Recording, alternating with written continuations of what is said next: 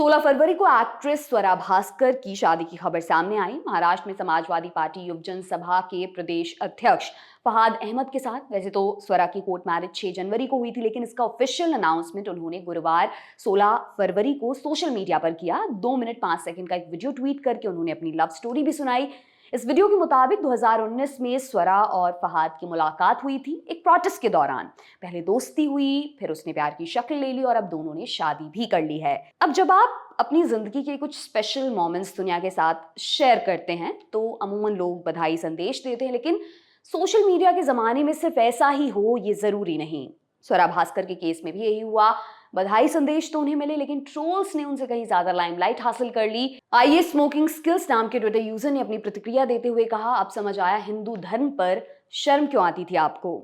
स्वरा के एक पुराने ट्वीट पर भी उन्हें ट्रोल किया गया। दरअसल 2 फरवरी को स्वरा भास्कर ने एक ट्वीट किया था जिसमें उन्होंने फहाद अहमद को जन्मदिन की बधाई दी थी और लिखा था, जन्मदिन मुबारक फहाद मियाँ, भाई का कॉन्फिडेंस बरकरार रहे, आप खुश रहो, आबाद रहो, उम्र हो रही है आपकी, अब शादी कर लो। अब लोगों ने यहाँ भाई को पकड़ लिया और इसी बात पर स्वरा को ट्रोल किया। डरा हुआ सनातनी नाम के ट्विटर यूजर ने लिखा, भैया से सैया तक के कठिन सफर तय करने के लिए फहाद मियाँ को अधिसंख्य बधाइयां। इसी तरह के तमाम और ट्वीट्स भी हुए।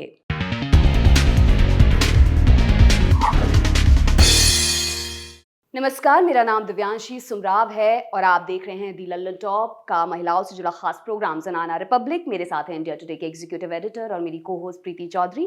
प्रीति, एक बार फिर से बहुत स्वागत है आपका ज़नाना रिपब्लिक में।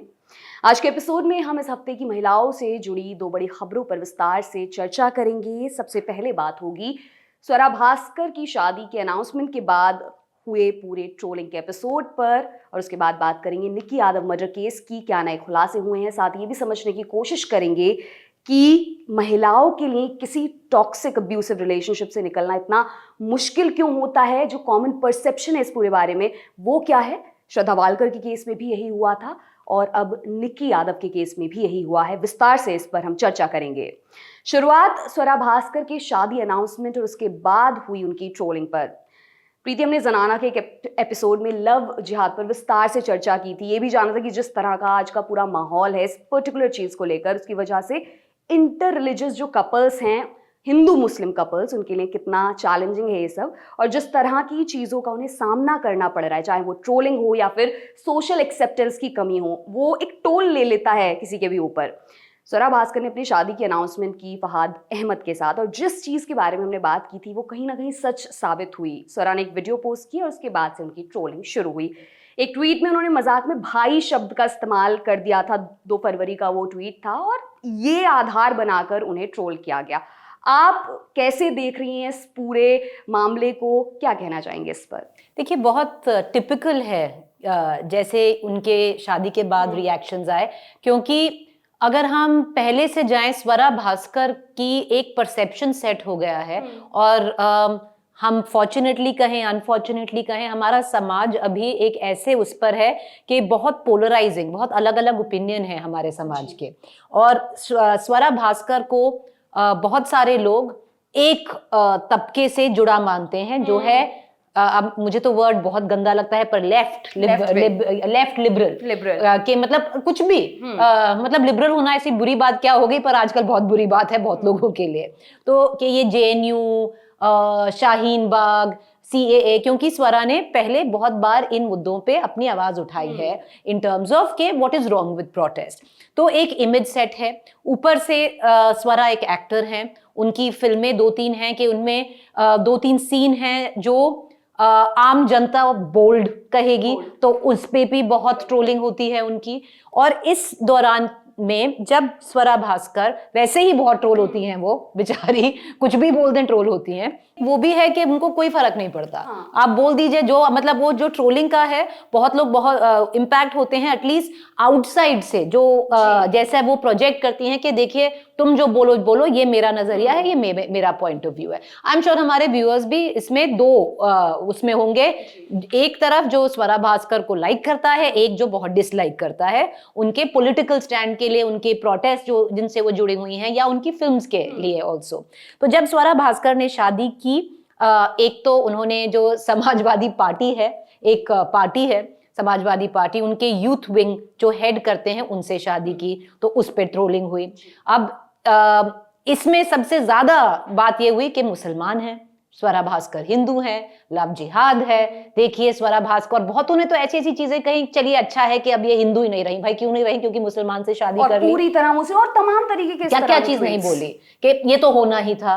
बहुत सारी चीजें बोली, और इतना तक कि मुझे लगता है ये स्वरा ने एंटिसिपेट किया होगा, जो उनके और उनके हस्बैंड हैं, क्योंकि उन्होंने अपना जो पहला पोस्ट डाला कंफर्म करने के लिए कि एक बहुत जॉयस ओकेजन होता है जब आप अनाउंस करते हैं कि देखिए मेरी शादी हो गई है, मेरे पति का नाम ये है, आप मतलब आपको लगता है कि सब आपके लिए अच्छा ही सोचेंगे, सेलिब्रेट करेंगे आपको।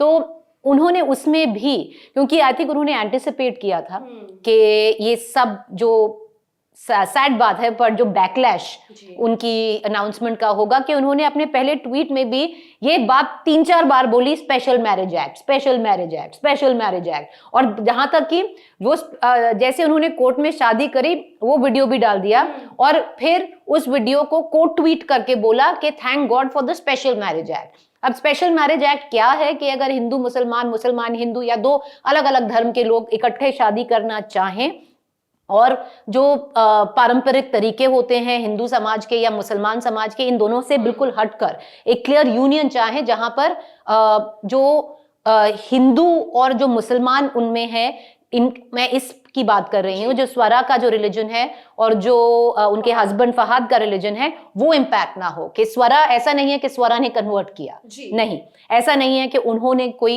हिंदू मतलब जो रीति रिवाज है वो अपनाए, नहीं। स्पेशल मैरिज एक्ट के तहत उन्होंने ये शादी की है। और द फैक्ट इज, उन्होंने जब बार बार ये बोला कि देखिए ना, मैंने मतलब ये नहीं बोला कि मैंने कन्वर्ट नहीं किया, पर बहुत क्लियर है कि देखिए स्पेशल मैरिज एक्ट के अंदर शादी हुई है, thank God for the special marriage act in this country.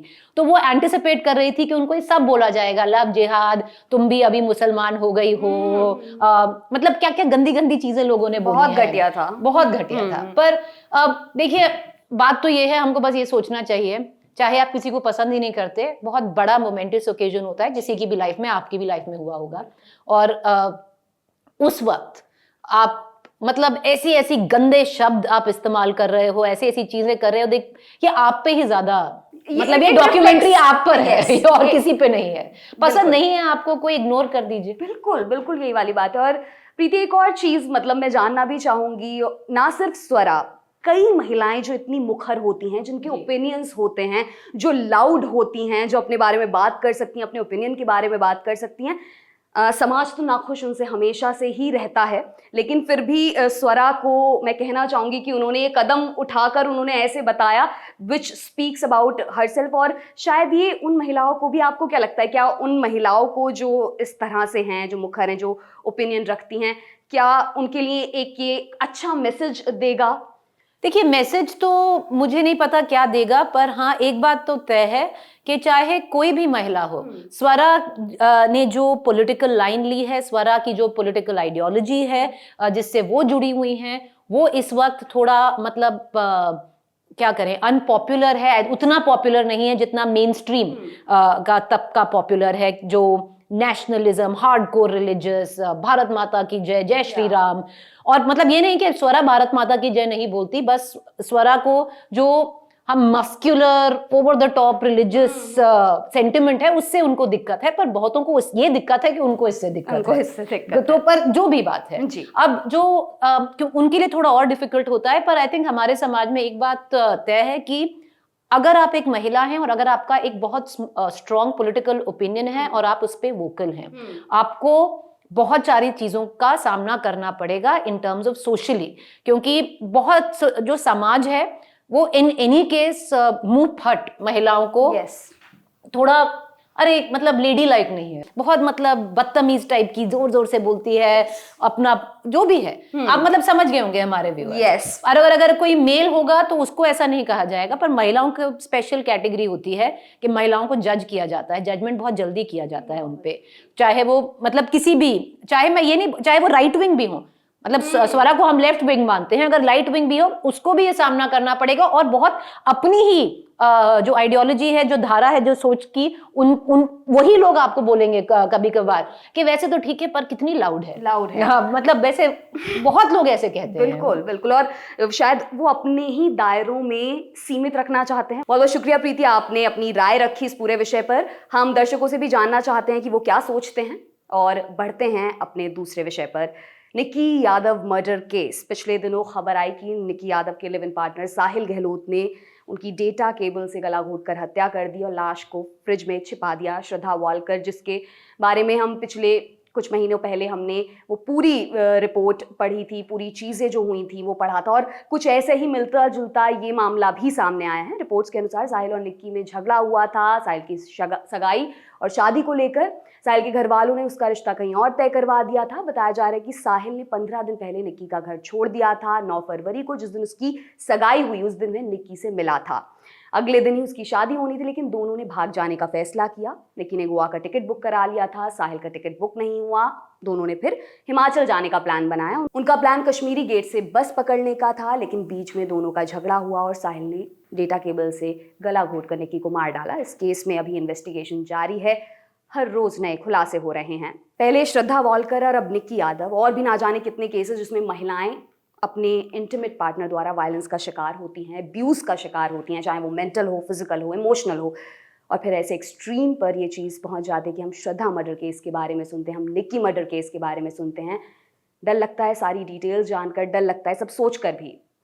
जब श्रद्धा वॉकर मर्डर केस में के बारे में बात हुई तो बहुत लोगों ने सवाल किया, इवन बहुत महिलाओं ने, प्रीति मैं डिस्कस करी थी, और ये सवाल हुआ कि अगर इतनी प्रॉब्लम चल रही थी, अगर इतना एब्यूसिव रिलेशनशिप था, इतना टॉक्सिक था, छोड़ा क्यों नहीं, चली क्यों नहीं गई, इतने दिन तक रिलेशनशिप में क्यों रही। और अब निक्की यादव के बारे में भी इसी तरह की बात हो रही है। मैं आपसे जानना चाहती हूँ कि महिलाओं के लिए क्यों इतना मुश्किल होता है एक टॉक्सिक रिलेशनशिप को छोड़ देना। बिल्कुल सही बात की देवांशी, क्योंकि जैसे हम न्यूज़ रूम में बैठते हैं, हम जैसे घर पे भी हमारे व्यूअर्स होंगे, जब भी उन्होंने ये खबरें देखी होंगी, बार बार माइंड में सबसे पहले उठकर एक ही सवाल आता है कि भाई इसने छोड़ क्यों नहीं दिया उसको, क्योंकि बहुत सारे रेड मार्कर्स थे। ऐसा नहीं है जैसे श्रद्धा वालकर के निक्की का केस अभी अभी आया है, श्रद्धा वालकर केस में जैसे जैसे खुलासे हुए कि जो आफ्ताब ही नाम था, हाँ, उस पर बहुत ही अब्यूजिव था, अब इमोशनली अब्यूजिव था, फिजिकली बहुत अब्यूज करता था, मारता पीटता था। और जो हमारे दर्शक हैं वो जरूर, क्योंकि ये एक अलग विषय है, और जाकर गूगल करें और अच्छे से उसे पढ़ें कि इमोशनल अब्यूज क्या होता है। कि जरूरी नहीं है कि आपको कोई आदमी छुए या मारा पीटे, एक इमोशनल अब्यूज भी होता है जो मानसिक तौर पे बहुत अब्यूजिव रिलेशनशिप होती हैं। वो क्या होता है आप जरूर पढ़िएगा। पर बाकी अगर मैं आऊं तो क्यों नहीं, देखिए जो हम ना बहुत सारी चीजें कहते हैं, स्पेशली जो इंडिया में जो डोमेस्टिक वायलेंस है, ये एक मतलब एपिडेमिक शॉट है, मतलब क्या बोलूं, महामारी है, और जिसके बारे में लोग बताते नहीं हैं, बोलते नहीं हैं। बहुत सारे हमारे दर्शक होंगे जो किसी ना किसी को जानते होंगे जो किसी अब्यूजिव रिलेशनशिप में है। बहुत सारे हमारी मतलब जो दर्शक हैं, जो महिलाएं हैं, क्या पता वो अब्यूजिव रिलेशनशिप में। मेरे बहुत सारे दोस्त हैं, जैसे ही मैं कॉलेज से निकली और मतलब ओवर टाइम, ऐसा नहीं है कि आपको 1 या 2 केस, पर बहुत सारे केसेस आएंगे, और बहुत सारी महिलाएं इसके बारे में कुछ नहीं बोलती हैं, साइलेंटली इसको सफर करती हैं। क्योंकि इंडिया में देवांशी, एक्चुअली पूरे वर्ल्ड में ही होता है, पर इंडिया में थोड़ा ज्यादा है, क्योंकि जो सोशल स्टिग्मा होता है वो ज्यादा होता है। कि मतलब it is not as easy कि आपने बस छोड़ के आप चले गए, कि आपने छोड़ दिया, क्योंकि बहुत सारी चीजें होती हैं। अगर आप मान लीजिए आप शादीशुदा नहीं हैं और आप एक लिव इन में हैं, तो वैसे ही आपको पता है कि समाज ने आपको मतलब जज कर लिया है, और आपको जो आपकी फैमिली है, क्लियरली बहुत ही रेयर होता है कि आपकी फैमिली आपको एक्सेप्ट करे एक लिव इन में, क्योंकि आपने पहले ही एक डिसीजन लिया है जो सोशली अनएक्सेप्टेबल है हमारी सोसाइटी में। अब वो आपने ले लिया है, आपने अपनी फैमिली को पूरा परे कर दिया है। हो सकता है वो आपसे बातचीत नहीं है आपकी, उन्होंने आपको बहुत बार बोला होगा कि ये क्या स्टेप ले रहे हो, तो आपने जब ये स्टेप ले लिया, और उसके बाद जिस पार्टनर के लिए आपने ये स्टेप लिया, वो पार्टनर एक इतना फिजिकली अब्यूजिव इंसान है, तो एक तो आप नहीं एक्सेप्ट कर पाते हो कि मेरे को ये छोड़ना चाहिए, और अगर मैं छोड़ भी दूं मैं कहाँ जाऊं, क्योंकि आपने अपनी फैमिली से आप वॉकआउट कर चुके हो, क्योंकि तब आपको लग रहा था कि ये ही मुझे करना है। अब आपको समझ में आ रहा है कि बहुत ही फिजिकली इमोशनली अब्यूजिव रिलेशनशिप है, पर मैं अब जाऊं तो मैं कहाँ जाऊं, क्योंकि जो घर के दरवाजे हैं बंद हो गए होंगे, क्योंकि आपकी फैमिली ने अल्टीमेटम दे दिया होगा कि मतलब अब हमारे से आपका कुछ लेना देना नहीं है। इसी में अगर मैं बताऊं, अगर आपकी शादी होती है, मान लीजिए बाकायदा शादी हुई है और आप एक बहुत फिजिकली और इमोशनली अब्यूजिव रिलेशनशिप में हैं, तो एक तो हमारा समाज ऐसा है, हम कितने लोगों को जानते हैं, आप कितने को जानती होंगी, मतलब जो फ्रेंड्स हैं, फैमिली हैं, जहां घरों में कहा जाता है कि हमारे यहाँ डिवोर्स नहीं करते हैं, हमारे यहाँ डिवोर्स एक्सेप्टेबल ही नहीं है। बिल्कुल ऐसा हम कितने बहुत सारे लोग हैं जो एक ऐसे फैमिली में उनका बचपन गुजरा होगा कि उनके माता पिता हैं उनकी बिल्कुल नहीं बनती होगी, मारपीट होती होगी, इमोशनली अब्यूज होता होगा, पर उन्होंने निभा ली, कहते हैं मतलब निभा ली उन्होंने जैसे तैसे, कि भाई मारता पीटता था, ये करता था, पर निभा ली। एक महिला को हमारे समाज में अगर उनकी शादी भी हो गई है एक अब्यूजिव पार्टनर के साथ, कि उन्होंने निभा ली, एक उनको ये प्लस पॉइंट दिया जाता है कि देखो उसने इसमें निभा ली, कि वो ऐसा इंसान था।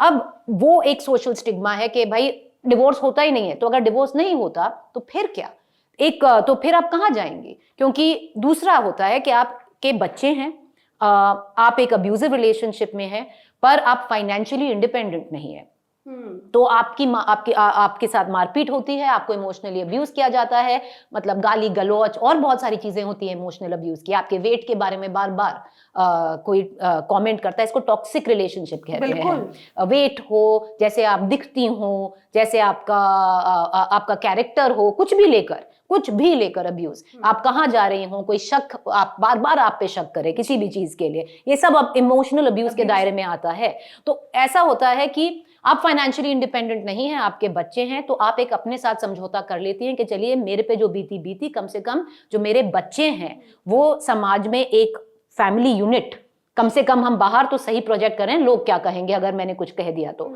और दूसरा, अगर मैंने छोड़ दिया तो मेरे बच्चों का क्या होगा, उनकी परवरिश का क्या होगा, मैं कहाँ जाऊंगी, मेरे पास पैसे नहीं है, मेरा सारा जो आर्थिक जो हेल्प मिल रही है वो सिर्फ मेरे हस्बैंड ला रहे हैं, अब मैं अपने बच्चों के लिए करूंगी। बहुत सारी महिला इसको भी देखती हैं। और एक दूसरा इसमें एस्पेक्ट है कि पूरे समाज के लिए, आपकी खुद की फैमिली के लिए, अपनी फैमिली के लिए, आपके फ्रेंड्स के लिए, उनके फ्रेंड्स के लिए और बाहर के लिए, ये आदमी बहुत बढ़िया है, या मतलब ऐसा एक बहुत ही अच्छा इंसान है, एक इमेज है, एक ऐसी इमेज है कि आपको पता है कि अगर आपने कुछ बोला आपको तो कोई बिलीव ही नहीं करेगा, भाई क्या बात कर रही हो तुम, इसके बारे में बात कर रही हो, ये तो ऐसा हो ही नहीं सकता। आप पे शक किया जाएगा, आपको बिलीव नहीं किया जाएगा, आप खुद ही एम्बैरस होंगी, आपको खुद ही अशेम्ड फीलिंग होगी कि मैं कैसे बोलूं, क्योंकि सबको, मेरे जो पेरेंट्स हैं, मेरी जो दोस्त हैं, वो तो इतना लाइक करते हैं, पर मतलब कि आप कैसे लोगों को विश्वास दिलाएंगे कि मेरे साथ ये बीत रही है, क्योंकि सबके सामने तो ये भगवान राम है और घर में कुछ और है। तो ये बहुत सारे जैसे, और पता है महिलाओं का क्या होता है ना, चाहे वो कभी कभार अगर आप फाइनेंशियली इंडिपेंडेंट भी हो, आप सक्सेसफुल भी हो, आपको लगता है, वो कौन सी फिल्म है, कबीर सिंह, हाँ, आपको लगता है कि आप इसको बदल देंगी, कि आई विल चेंज हिम, कि ये मेरे से इतना प्यार करता है, जब भी ये मुझे मारता है या मुझे कुछ बोलता है उसके बाद इमीडिएटली सॉरी मांगता है, रोता है, गिड़गिड़ाता है, और मुझे लगता है ये सही प्यार है, मैं इसे इतना प्यार, और आप प्यार करती भी होंगी, मैं इसे इतना प्यार करती हूँ कि मैं इसे नहीं छोड़ पाऊंगी, और ये ठीक हो जाएगा, ये बस एक फेज है, ये ठीक हो जाएगा, मैं बदलूंगी इस आदमी को। आपको एक्चुअली ऐसा लगता है। एक चीज और है, जब आप ये सुन रही हैं तो पढ़िएगा स्टॉकहोम सिंड्रोम को क्या कहते हैं। एक स्टॉकहोम सिंड्रोम होता है जो आपका माइंड बदल देता है, आपको लगता है कि आप इससे कहीं जा ही नहीं सकती, ये आपकी जिंदगी है, आपको अपना अब्यूजर प्यारा लगने लगता है, एसोसिएशन लगने लगती है कि आप पढ़िएगा स्टॉकहोम सिंड्रोम क्या होता है, ये सब पढ़िएगा। बहुत सारे और मैंने तो आपको 4-5 गिनाए, जो हमारे व्यूअर्स होंगे उनके पास भी बहुत सारे रीजंस होंगे कि महिलाएं क्यों नहीं, आसान नहीं होता है छोड़ना, कोई भी रिलेशनशिप आसान नहीं होती है। जरूरी नहीं है कि आपकी अब्यूजिव रिलेशनशिप वहां तक, इस लिमिट तक पहुंच जाए कि वो आपको आपकी जो जान है वो खतरे में आ जाए, जैसे श्रद्धा वलकर या निकी यादव की। ऐसा हो सकता है नहीं हो, पर उसके साथ बहुत कुछ और होता है जो आपको पूरी आपकी लाइफ के लिए स्कार कर देता है, इमोशनली और फिजिकली। तो प्लीज ये सोचिए, अगर आपको लगता है कि मतलब वो तो मेरे साथ नहीं होगा, हम बहुत सारे और भी हैं, जैसे हम बात करते हैं, जैसे अगर मेरे साथ हुआ मैं तो उसी दिन चली जाऊंगी, मैं अगर उसने ऐसा कर दिया तो देखना मैं मतलब हम बात करते हैं कि हम हमारे साथ अगर ऐसा कैसे, मतलब अगर मेरे पार्टनर ने ऐसा किया मैं उसी दिन उसे छोड़ के चली जाऊंगी। कहना बहुत आसान है, जो इसमें जिसके ऊपर बीत रही है उसको जज करना बहुत ईजी है। और जब हम बोलते हैं कि उसने क्यों नहीं छोड़ा, आप सारा ओनस उसी पे डाल देते हैं। आपको नहीं लगता कि ये सारे फैक्टर होंगे उसकी माइंड में और कि वो किस चीज से किस उससे गुजर रही है। तो मुझे लगता है कि हमको अपनी लाइन ऑफ क्वेश्चनिंग बदलनी है। जब आप बोलते हैं कि उसने क्यों नहीं छोड़ा, आपको ये सोचना चाहिए कि वो आदमी इसको क्यों अब्यूज कर रहा है, आप ये साइकिल ऑफ वायलेंस कैसे तोड़ सकते हैं। और मोस्ट इंपॉर्टेंट मुझे ये लगता है कि अगर आप किसी को जानते हैं जो आपको लग रहा है is going through physical and emotional trauma and abuse bye her partner, आपको साफ जाकर उनको बोलना है, उनसे बोलना चाहिए कि देखिए मैं आपकी मदद कैसे कर सकती हूँ। लॉट ऑफ पीपल नीड, क्योंकि ना वो एक इमोशनल वॉर्टेक्स में फंस जाती हैं, उनको समझ नहीं आता कि बाहर मतलब बिल्कुल सब प्रोटेक्ट करना चाहती हैं। और एक बात और ना, बहुत सारी महिलाएं ऐसे एक फैमिली से आती हैं जहाँ पे नॉर्मल होता है, ये मारपीट नॉर्मल है, इमोशनल अब्यूज नॉर्मल है, तो मेरे लिए भी नॉर्मल ही होगा। उन्होंने बचपन से यही देखा है। तो एक जो और बात यह है ना कि आप इतने जकड़ जाते हो इस पूरे इमोशनल ट्रैप में कि बहुत मुश्किल होता है और बहुत डर लगता है आपको इससे कैसे निकलोगे, फाइनेंशियली कैसे निकलोगे, बच्चों का क्या होगा, समाज क्या कहेगा, मेरे पेरेंट्स क्या कहेंगे, मैं इसको प्यार करती हूँ, मेरे मतलब मैंने सब छोड़ दिया इसके लिए, ये सब चीजें आपके दिमाग में घूमती होंगी। पर एक बात तय है, अगर आप उस लिमिट तक पहुंच गई हैं कि आप ये सोच रही है कि मेरे साथ हो रहा है, एक चीज है, एक लिमिट आती है लाइफ में, जैसे आप इस वॉर्टेक्स से बाहर स्टेप आउट करेंगी ना, वो मतलब जो आप साइंस फिक्शन नहीं देखते, जैसे एक बबल फूटता है, वैसे बबल फूटता है और कभी वापस नहीं जाती हैं आप फिर, क्योंकि फिर एकदम से सब कुछ ऐसे लगता है कि और वो स्नैप भी होता है, ऐसे ही होता है, ये ऐसे ही होता है। तो हिम्मत करनी चाहिए, करिए, अपने लिए हिम्मत करिए, क्योंकि मतलब कोई और नहीं है, हिम्मत करिए। इसमें ना मतलब कहते हैं ना, brave, you have to be brave for yourself, that one step of courage you need to take. बस। और आज प्रीति आपने दो चीज़ें बताई हैं, मैं फिर से रिपीट कर देना चाहती हूँ अपने दर्शकों के लिए कि आप उनके बारे में ज़रूर पढ़िएगा। एक है इमोशनल अब्यूज और दूसरा है स्टॉकहोम सिंड्रोम। और मुझे लगता है कि अगर हम इन चीज़ों के बारे में बात करेंगे और वो कॉन्वर्सेशन का जो पूरा स्तर है तो बढ़ेगा, तो आई थिंक जो व्यूअर्स हैं, देख रहे हैं, जो शायद इन चीज़ों से जूझ रहे हैं, वो भी वो स्टेप ऑफ करेज लेने के लिए प्रेरित हो सकते हैं। बहुत बहुत शुक्रिया प्रीति कि आपने इतने विस्तार से इन जो पूरी डिफिकल्ट चीज़ें हैं, ये टॉक्सिक रिलेशनशिप क्यों नहीं छोड़ पाती हैं महिलाएं, इस पर बात की। अपने दर्शकों से भी हम कहना चाहेंगे कि आपका क्या पूरा व्यू पॉइंट है इन दोनों सब्जेक्ट्स को लेकर, हमें कमेंट बॉक्स में ज़रूर बताएं। अगले हफ्ते आपसे फिर मुलाकात होगी कुछ ज़रूरी मुद्दों को लेकर। तब तक के लिए जुड़े रहिए दी लल्लन टॉप से। बहुत बहुत शुक्रिया।